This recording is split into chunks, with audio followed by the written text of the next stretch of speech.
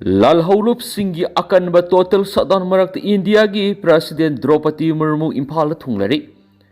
kor kom yaw tuan ba lalholup singi akan ba total shutdown gi marak ta numi nini gi khongchatang asi numi jung ba matung pung tarani thugi minute yangkai ga mga taba matamda security gi akan ba section thorang marak India gi President Draupadi Murmu Imphal thunglari India gi President sinanga sinungtul Imphal airport te hek thunglabaga Manipur gi Governor Ajay Kumar Bala Chief Secretary PK Goyal amasum Security Advisor Kuldeep Singhana harautiam okhi madugi tungda IRB gi nupi contingents ki team amana guard of honor piduna President bu ikai khumna bokhi airport gi Imphal gi Rajbhavan thungduna ngahak leraba matung itihasik oiraba mapal khangjei bungda hauji hujik chathariba DGAR Men's Polo Tournament gi match yengki madugi matung nungthil pung mari gi minute yangkai tabada Imphal gi Palace compound leiba city convention na pangthokpa civic reception program na saruk yakhi thouram asigi manungsan state amadi central government paikhat patuan tuan ba development projects sing yatra hunba amasum hana paikhat kiba project kya amana sangaram gani thouram asi loiraba matung Rajbhavan da IDP singa interaction program ama pangthokani makhatana hayeng ayuk India gi President asin Imphal gi Nupi Lan complex ta leiba Nupi Lan memorial da satuna Nupi Lan da thawai katkraba thauna pharabi ima sing adu ki maphamda lei katuna ikai khumnabu utlaba matung state sarkar na silang duna pangthuka doriba Nupi Lan thoram na saruk yagani Nupi Lan gi thoram asi yoram laba matung helicopter senapati tamna satuna mafam adu pangthukpa public gathering amada saruk yagani loina mafam adu su tuan project kya yatra hunba amasum sangaram gani thouram adu loiraba matung da senapati district headquarter da IDP singa interaction program ma pangthokani hari marak sida arambai tingol ki makai digi India gi president gi khongset asibu taram okladuna ma ki khongset asida lamdam asigi IDP singa mayuk nariba awaba kya asigi waroisin puranaba NRC sat hananaba masum free movement ya hananaba thauran kya paikhatlamgani haibigi thajabusu thamlakli Naga gi area da ain kain khunda siliba kuki sing khudak da takthokadabani Indigenous Nagaland honor singi ayab amadi karimat khangalama tawduna ain kaina kuki sing khunda siliba sing adu athubada masa khangdokpaga loinana eviction tawgadabani haina Liangmai Naga Council Eastern Zone thadorakpa chirolamana hairi chirolasina makhatana hairibana Senapati district ki site tu Gampha zone sub division ki manung sana leiba khara baifai village ta ain yadaba mong kuki militant singi kem hangdoraklibasi yamna thamoi sokningai ni hairiba jaga asi Naga miyam gi paripuri gi oiba lam gi area manungdani mafam asida koki khulai pai bisingna lam khopsi lakli basi irai laina lobusumloi masi mafam madu hana digi leirak Naga singda khatna bahobani haukiba thakhara asida foothill Naga coordinating committee na Naga territorial right safeguard tonaba sanction ba khongjang adu governor gi lamjing makhari state government na appeal tawbadigi handokhibani governor gi appeal adu lamdam asida santi thamnabagi interest amasum afaba maong amad lauduna ayaba pikibani adubu ngasidi Naga singi lam mayai maktada mirai baki militant group sing safe haven amu pinaba khonari Indian security gi mama maktada Indian security force mamang maktar Senapati district ki kharam bai phaida ain kaina kuki militant singi kem sabagi thabak sathari hairiba thawong asi Liangmai Naga Council Eastern Zone yaningdi amasu masida state government na Naga Foothill Coordinating Committee na pikhiba thajabadugi ona tainabada thabak paikhalakna phawda tumina laisiliba sigi singnaba lai maram aduna kharam bai phaida illegal militant singna makhugi camp sajiliba khudak lakthukna ba honadrabadi hairibi illegal immigrant sing structure sing sin lakthokinaba makhata ba khongjang singjang silagani hairi President Imphal leiringai IDP sing mayumda hanjinabagi sapsaba matam thambiramo leiba asigi for citizen oiriba Draupadi Murmuna Imphal leiringai kangluki irangna maram oiraga relief camp da leiriba IDP sing masa gi mayumda karamba numit phawbagi manung mayumda hanjingadagi haibadagi sapsaba matam thambiramo haina ngasi lamboi khongnang khongkaitil IDP sing leptana satharakliba protest aduga mari leinana IDP sing gi mutchilaga kokomi gi convener khuraijam athawbana fongdokhre mangna makhatana haikibada leiba asida leiriba miyoi singda phangphom tokko fundamental right amasung constitution da piba hak singa du mapung phana phanganaba hotnaba haibis leiba asigi lengak sasangi mako oiriba India gi president gi mathawni अदुबु India की president असिना Imphal लेरिंग मतमदा लमदम असिगी मियामगी फंगफम थोकपा fundamental राइट्सिंग अदु पिरमगदोरिब्रा अमदि constitution पीरिबा हकसिंग अदु फंगलमगदोरिब्रा हाइबदु असबु हंगनि करिगुम फंगफम थोकपा हकसिंग असि फंगलमद्रगना माकपोय खुइना India की president अमा ओइना लौफम थोकपा नत्रगना थोकतब्रा हाइबसिनि सैसिगी जून 13 दिल्ली दा CSO सिंगी मिहुत सिंग home minister की मिहुत सिंग उनखिबदुदा फेस अहुम थोकना सही सिगी डिसेंबर फाव IDP सिंगबु मसागी मयुमदा हंजिन हनबा हाइना यानखिबनि मदुगी मतुंग जुलाई था मणिपुर की गवर्नर कमिश्नर होम याउना फमिनदुना डिसेंबर फाव IDP सिंग मसागी मयुमदा फेस अहुम थोकना हंजिन हनबा हाइना यानखरगा तौगदबा मरुइबा थबकसिंग अदु कान्थोकलगा हराव कुमैदा हेना माइ ओनसिनबदगी संगाई फेस्टिवल IDP अमसुम मियामना असुब परा तमिखिबनि IDP सिंगना ngasi रिलीफ कैम्पदा खांगलिबसि कया यामना वाबनो हाइबसि खंगनबा ngasi सजुवा रिलीफ कैम्पना कोकोमगी थौमिसिंग अमसुम वुमेन विंगी थौमिसिंग अहिंग यारेकनि लेंगाक सेसन पाइरिबसिंग अमसुम ब्यूरोक्रेट ऑफिसर सिंगसु मखोगी लौखम तोप थौदांग अदु लौद्रबदि IDP सिंगना कया यामना अवाब खांगलिबगी हाइबदु खंगनबा रिलीफ कैम्पदा संगलगा अहिंग लेखहनबगी खोंजंग फावबु संगसिलकनि हाइरि उखरुल एसी की MLA ना फोंदोखिबु वाफम अरानमनि इंडिया की डेमोक्रेसी चटपा रूल ऑफ लॉ लेबामनि मसिबा अखोय खुदिमोन ngang सटपा मथोक्ताई all Manipur contractors association forum tribal contractors association अमसुम all Manipur PWD contractors association संगसिलकपा नियम सुमना PMGSY 3 टेंडर तौबियु हाइबा वाफमदा मियाम प्रजाद लान उहनबो होटनरिबसि तौबिगनो हाइना ऑल मणिपुर कॉन्ट्रैक्टर्स एसोसिएशन थादोरकपा चिरोल अमना हाइरि चिरोल असिना मखा तारदुना हाइ तांग मपन अमसुम तारा Manipur daily newspaper Ukhrul AC की MLA ना फोंदोखिबा कॉन्ट्रैक्टर सिंगी युमफम यावदबु वाकना टेंडर हांगबु ngamdana lairi hairibasi aranmani tender असी DMSRRDA RED matam sana paikhatana namsilaga thamba tha manga hena sanction lakraba matungda tender kauba center na piba guideline indabadagi thokibani hauzik PMGSY 3 gi tender hangdana leire habadu aranmani PMGSY 3 gi thabak maudraga taruk wakpuna 30/10/2025 Manipur High Court order amana drop tawre hana lawre हाइख्रबनी हौजुक Manipur centre ना PMGSY 3 की थपक सिंग सि अयाबा पिरकलबदी नौना tender तौगदबनी असिगुम असुइबसिंग खंगनिंगलबदी contractors association गा पुन्ना खन्नबदा अकाइबा लेति लोइनना 10/12/2025 ता United senior citizen forum 43 फुंगियर केंद्र गिना कॉन्ट्रैक्टर मंगा तरुकना हाइबु वाफम PMGSY 3 की टेंडर हाइदोक्तना पंदुना लैरे हाइबु वाफम अदु अरानमनि मीबु हुनबे एसोसिएशन असिबु थावोइदबा मी खरना इनसिलगा तौबा मानबु वाफम फोंदोकपा अदु तौबिगनो टेंडर हांगदबा लैते कोटना दोप तौरे हाइना लैख्रबनि मणिपुर की कॉन्ट्रैक्टर सिंगबु हिंगनबा क्वालिटी लैना थबक लंबी थोंग सेमनबा होनबदा कॉन्ट्रैक्टर सिंगना अंगम मतिंग पांगनि लोइना नियम सुमना टेंडर तौपियु हाइबसि कॉन्ट्रैक्टर सिंगी अपामनि नुपी लान की इहौद सरुक याखिबसिंगी मफमदा इकाई खुमनबु उल्ली डिसेंबर 12 लाकपदा मसा लैमनि इंग्लिशिंग अमगा समापनगा कुंथ्रागा मापनगी डिसेंबर 12 सेंग तांगबगी चाबा फंगदबगी लैबाकी सीरबा तनफमदा थोखिबा नुपी लान की इहौ अतुदा सरुक याखिबा इमा इबेल पुनमकी मफमदा कोकनोन इकाई खुमनबु उल्ली हाइरि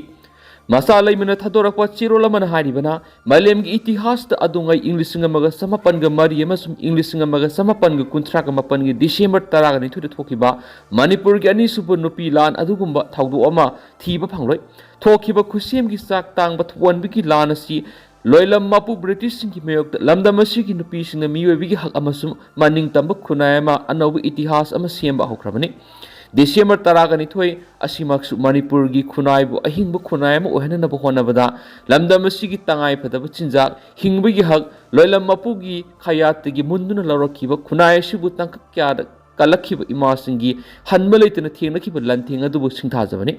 मतम अदुगी इमासिंगी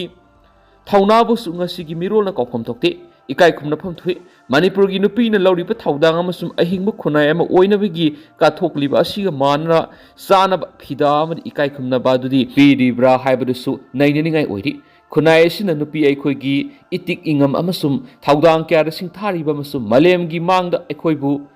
थादोकपिदुना अदुगी दमक्तदि अखोइना नुंगाइबा पुइ अदुबु अनौब मतमगी अनौब सिंगनब कियाना मांगना तादुन लेरब तंजासिदा अखोइना सिनबान थोंगी असेंबा वही वतासिंगदा पेंथोकपगी मतमदि ओइद्रि पुनमासी मांगना थमलगा अखोइना नैनब यारिबदि अपुनबगी थाक्ता मणिपुरगी नुपीसिंगना खुनाइगी मयुक्त सिंगनरगलिब कयाबु थेंगनबदा मांगजिल थारी अदुगा लनाइगी ओइब थाक्तदि खुनाइसिनदि नुपीसिंगबु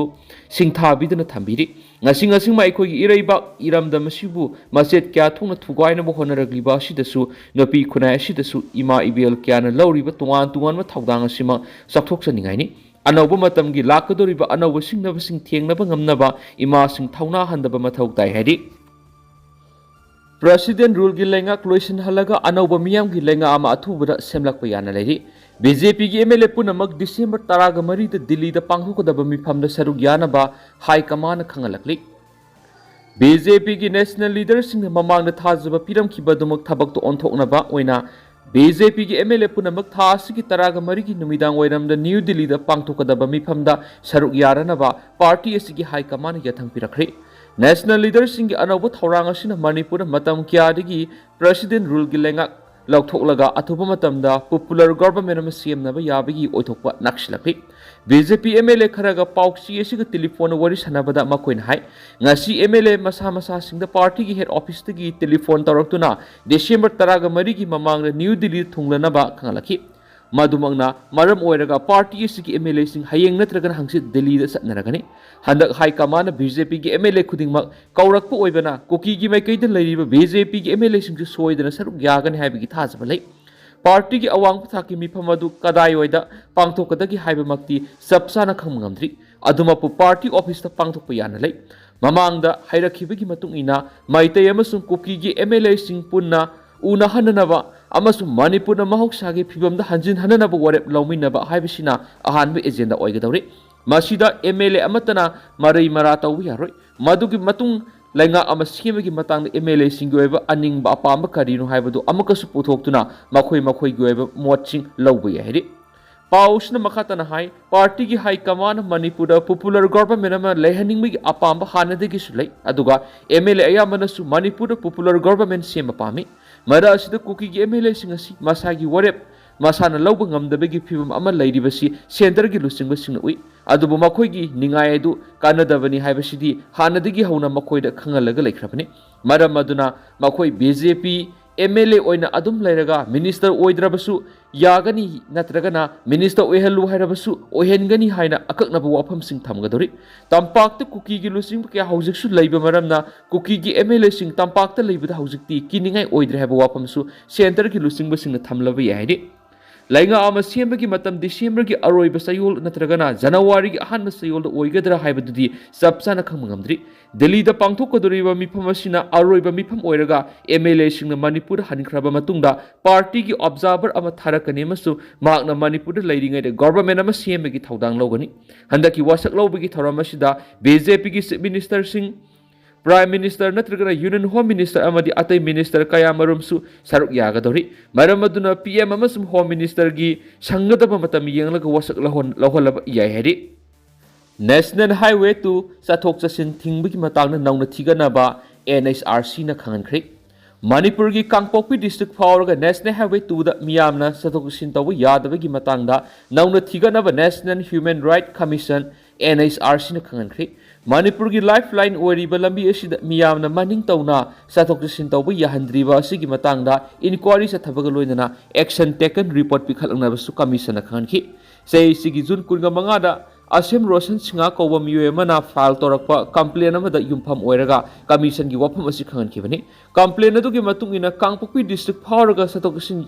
yahandaba maram oiraga tampaki lamda tangai phadaba sangdaba yadraba polam sing phangdaba gi awab mai unre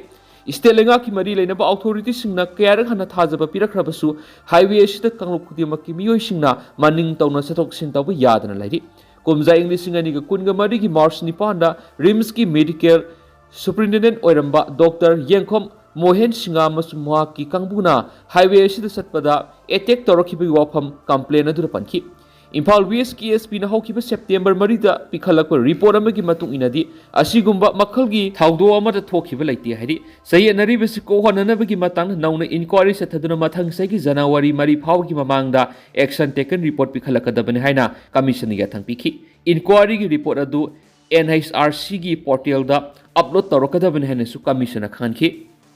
state khara school sing thonglo nakre Uttar Pradesh, Tamil Nadu amadi Kerala yauna state khara ingbagi sang hengalakpari school sing thonglo nakre harau kumai gi matam oiba maram na laiba asigi tuan mafam singda October thadagi mahi tampham loisang sing suti thaduna lakibani Christmas amadi New Year nakshilakpaga loinana winter vacation gi matam oirakpana angang sing matam sangna mahi tamdana leirakli Uttar Pradesh ki oina ka hena inglakpadigi state lengana December 10 dagi December 13 fawba suti thadokre karigum ingbagi sang hengalagadi makhatana suti thaba yana lei haina state lengana phongdoki leiba asigi mafam ayambada ingbagi sang hengalakpaga loinana laisin nongphai thangbadigi angang singna mahi tampham loisang sing tamna lakpada khudong sadaba kaya marum mayunari kahen kan bamong da nong churakpadigi Kerala amasung Tamil Nadu gi district khana school sing December 13 phawsuti thadokre Jammu Kashmir gi oina su un tarakpaga loinana laisil nongphai thangwadigi December 13 phawba mahi tampham loisang punama suti thare hana lokhoki state adu gi class 8 phawba tamliba mahi loisang gi damaktadi January tha phawbu suti tharagani hari Myanmar gi hospital da junta na nongthakti gi attack sa tharakpada misam 30 siri Rakhine state ta leiba Marok U Township ki public hospital amada Myanmar ki military junta na nongthakti ki attack sa tharakpada misam 30 sikre CRPH Myanmar ki report matung ina analeng sangaduna military junta na fighter jet adudagi pound songalumba bomb ani thadarakibani thawdo adura misam amadi health worker kaya marum so aso apanangki maikei kya digi thawong adu akan mamon yaning da phungdoknarakli Komza English ngani ga kunga mathoida military ku tawkhibagi matung tarakpada junta na misa miyang gi meyok ta kahin ma thawong sing sa tarakhibagi saruk amoina ana leng sang etek sa tarakhibadu malem gi mipung khutimang na kandem tawpham thu haina maikei kyadigi phungdok narakli hainasu pau suda makhata na report tawri Sadananda Kulesur Dananjoy gi mathak thamlamba athingba lakthokle KCP PWGMC Laibak miyam gi kholaudi ishwar gi kholaun heba wakhalon da yumpham oiraga amiki general secretary M Dananjoy film forum gi president ke Kulesur amadi saisakpa hai sadan da gi mathak thamlamba athingba kom thokle haina KCP PWGMC unification thadorakpa sirol amana phongdorakli Lona thingraba lubasi gi PRO singkhai ngan bana khuyek piduna thadorakpa sirol amana hai maite khoi gi lingjel mana da bana maram oiraga ningthau oibana maru oi khanba amamba gi matam hokre Film forum amadi amiki thawgai puri bisingda lupna thamkibu wapam thabak to onthorakadabani matung tarakpada mapalamdagi amadi iramdamgi rock band singna rock concert pangthoklabasu phije chakcha kamba setpa amasum yengliba miyamnasu yenghaidaba phirol setpa yaroi wapam asida thawsadrabadi madura tholakpa apapata kudemak masa masagi oijagadabani CSO kyana Haijarakpiki asigumba amot pasing asi matung amuhana tahundanaba apunba warep loraba matungda lupna makhoi ohumna thamlamba ating basing adu komtokibani lopki satnabida sangjaraklabadi ngakpi gadabani haiba kanglon gi matung ina ngakpi kibani maite khuki amata ngairaba culture amadi nata sukanba yaba thabak thorom khudemak matung tarakpat lenga ki department khudimak na tawbu yaroi maite khoina lingjel manadabana maram oiraga mamang thakta saitere khuntakpana singba khudong sadaba kaya maru mayu nakibani haujikti maite khuki amamba gi matam hokre lingjel manadabigi wakhalon thadok lasi hainasu sirol asina makhatan hairi